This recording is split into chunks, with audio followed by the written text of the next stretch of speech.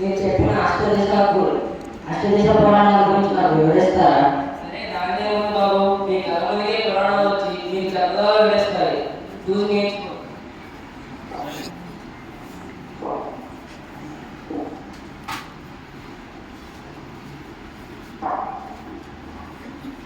నేను మత్స్య పురాణం. నాలో 14,000 పురాణాలు ఉన్నాయి. మత్స్యావతారం ఎత్తిన విష్ణువు చే మనుడికి బోధించబడింది.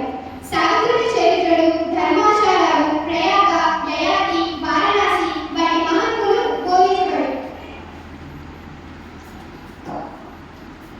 నేను మార్కండేయ పురాణాన్ని. నాలో 9,000 శ్లోకాలు కలవు. మార్కండేయ మహర్షిచే చెప్పబడినది. శివ విష్ణువుల మహత్యములు, ఇంద్ర, అగ్ని, సూర్యుల మహత్యములు చెప్పబడినది. సప్తశతి చండి కూడా చెప్పబడినది. నేను భాగవత పురాణాన్ని. నాలో 18,000 శ్లోకాలు కలవు. వ్యాసుని వల్ల శకునము శకుని వల్ల మహావిష్ణువు పరీక్షిత్ మహారాజుకు 12 స్కందములు, మహావిష్ణు అవతారాలు, శ్రీకృష్ణ జనను, లీలా చరిత్రాలు వంటివి ఉంటాయి. నేను భవిష్య పురాణం. నాలో 14,500 శ్లోకాలు కలవు. సూర్య భగవానుడు చే మనువుకు సూర్యోపాస విధానం, అగ్ని దేవతారాధన విధానం, వానశమ ధర్మాలు వివరించబడింది. నేను భవిష్యత్తులో జరగబోయే విషయాలను తెలియజేస్తాను. నేను బ్రహ్మ పురాణం.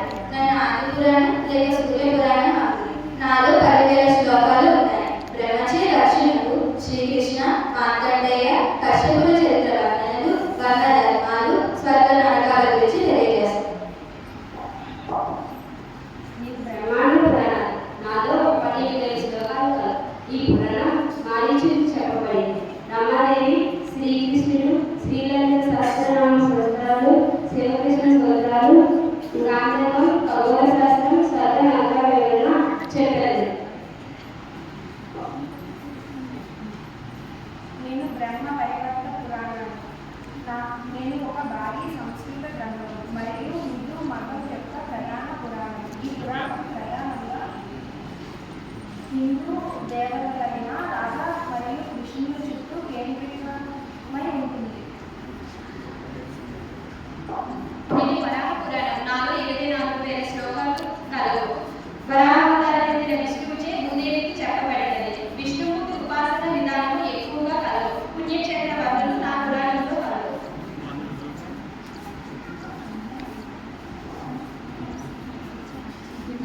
నీవు అగ్ని పురాణాన్ని. నాలో 14,400 శ్లోకాలు కలవు. దీంతో అగ్ని భగవానుచే వశిష్ఠులకు, శివగణేశుత, భగవద్పాసన, వ్యాకరణం, ఛందస్సు, వైద్యం, రాజకీయం, జ్యోతిషం మొదలైన విషయాలు నాలో తెలుపబడతాయి. నేను నారదీయ పురాణాన్ని. నాలో 25,000 శ్లోకాలు ఉన్నాయి. నారదుడు శారకుమార్, శారద, శరత్, శరగ అను నలుగురు బ్రహ్మ మహాసముద్రులకు చెందినది. వారణాసి, ప్రయాగ మొదలుగా క్షేత్రాలను వర్ణనలు వివరిస్తారు. నేను విష్ణు పురాణాన్ని. మార్కండేయ మహర్షిచే చెప్పబడినది. కృష్ణవంశీయుడైన వజ్రుడు అనే చక్రవర్తి సామంతరాజులు సంచరిస్తున్న సమయంలో అక్కడకు వచ్చిన మహర్షులు, బ్రాహ్మణులు, రాజులు చూసిన సనాతన వైష్ణవ ధర్మమును తెలుసుకోవడానికి చెప్పడం జరిగింది. వజ్రుడు మార్కండేయ మహర్షి సంపాదనగా విష్ణు పురాణం చెప్పబడింది.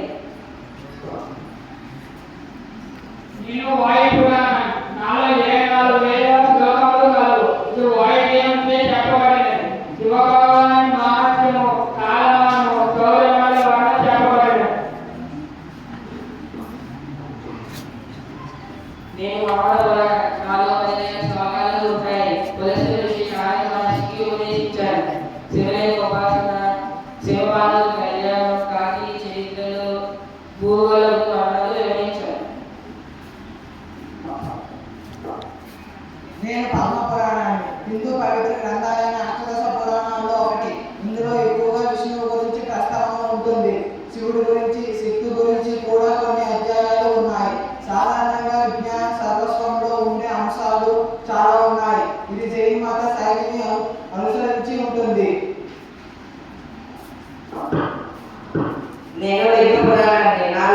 ఉపదేశములు లింగరూప శివ మహిమ దేవాలయాలు ఆరాధనలతో పాటు గ్రంథములు ఖగోళ జ్యోతిష భూగోళ శాస్త్రములు తెలియజేస్తున్నాను. నేను గరుడు నాలో 12,000 శ్లోకాలు కాదు. శ్రీ మహాలక్ష్మి ఉపాసన గరుడునాథుడి ఆవిర్భావము, జనన మరణములు, జీవి యొక్క స్వర్గరాజ్య ప్రయాణాల కలవు శ్రీ మహావిష్ణుచే గరుడునాథుడి చేత ఉపదేశించబడింది. నేను పూర్వపురాణాన్ని, నాలో 15,000 శ్లోకములు కలవు. విష్ణువుచే చెప్పబడ్డాను. నాను పూర్వావతారమైతే విష్ణువుచే చెప్పబడ్డాను. నరసింహ అవతారములు, లింగరూప శివాలయాల భగోళము భూగోళంతో వారణాసి ప్రయాగ క్షేత్రం వర్ణములు నాలో జరపబడ్డాయి.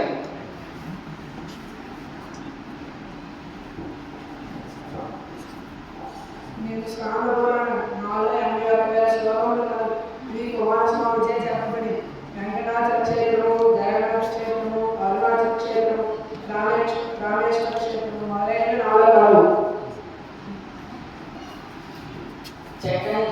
చక్కని పురాణాల సమావేశాలు అందించినందుకు ధన్యవాదాలు గురుగారు.